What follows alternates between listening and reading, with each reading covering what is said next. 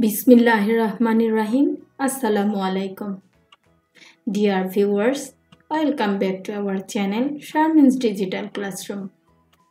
প্রথম শ্রেণীর ছোট্ট বন্ধুরা, আজকের ভিডিওতে আমরা মামার বাড়ি কবিতাটি শুনব। কবিতাটি শোনার আগে আমরা ছবিটি একটু ভালো করে দেখে নিই। দেখো তো বন্ধুরা, এখানে কি দেখতে পাচ্ছ? হ্যাঁ, এই যে দেখো, গাছটি কেমন করে আছে তোমরা কি বুঝতে পেরেছ? মনে হচ্ছে বাতাসে গাছটি অনেক কি করছে, নড়ছে, যার কারণে গাছের পাতাগুলি কেমন যেন। আর দেখো গাছের নিচে ওদের হাতে কি রয়েছে দেখতে পেয়েছো বন্ধুরা? এই যে ওর হাতে আম রয়েছে, তাই না?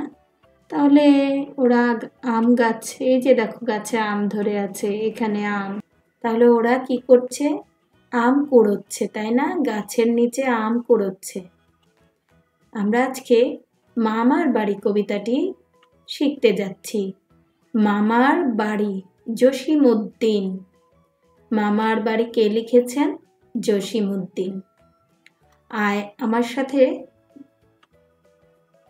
আয় ছেলেরা, আয় মেয়েরা, ফুল তুলিতে যাই, ফুলের মালা গলায় দিয়ে মামার বাড়ি যাই। ঝড়ের দিনে মামার দেশে আম কুড়াতে সুখ, পাকা জামের শাখায় উঠি রঙিন করি মুখ। তোমরা আমার সাথে আবৃত্তি করো বন্ধু। মামার বাড়ি লিখেছেন জসিমউদ্দিন। আয় ছেলেরা, আয় মেয়েরা, ফুল তুলিতে যাই, ফুলের মালা গলায় দিয়ে মামার বাড়ি যাই।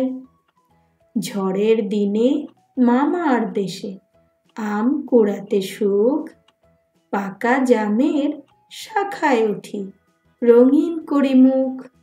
বন্ধুরা, দেখি তোমরা বলতে পারো কিনা, ফুলের মালা গলায় দিয়ে ছেলেমেয়েরা কোথায় যেতে চায়? মামার বাড়ি যেতে চায়, তাই না? কখন আম কুড়াতে সুখ? আমরা কিন্তু কবিতায় পড়েছিলাম ঝড়ের দিনে, তাই না? ঝড়ের দিনে আম কুড়াতে সুখ। ঝড় এলে গাছের নিচে টুপটুপ করে আম পড়ে, তখন আম কুড়াতে খুব দারুণ ভালো লাগে। তুমি মামার বাড়ি গিয়ে কি কি করো বলো তো বন্ধুরা? খেলা করো, তারপরে মজার মজার নানুর হাতের পিঠা খাও, তাই না? অনেক আনন্দ করো। কবিতাটি নিজের মতো করে বলবে। আমরা এখানে পরের চরণটি বলবো। ফুলের মালা গলায় দিয়ে, এর পরের চরণটি কি ছিল? মামার বাড়ি যাই, পাকা জামের শাখায় উঠি রঙিন করি মুখ। তাহলে এই খালি ঘরে কি হবে?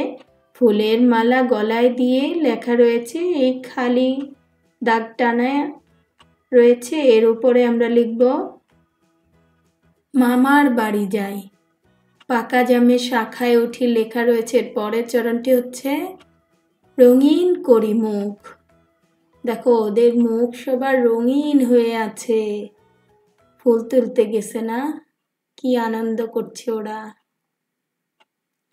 বন্ধুরা, আজ এ পর্যন্তই। সবাই ভালো থেকো, সুস্থ থেকো। আল্লাহ হাফেজ।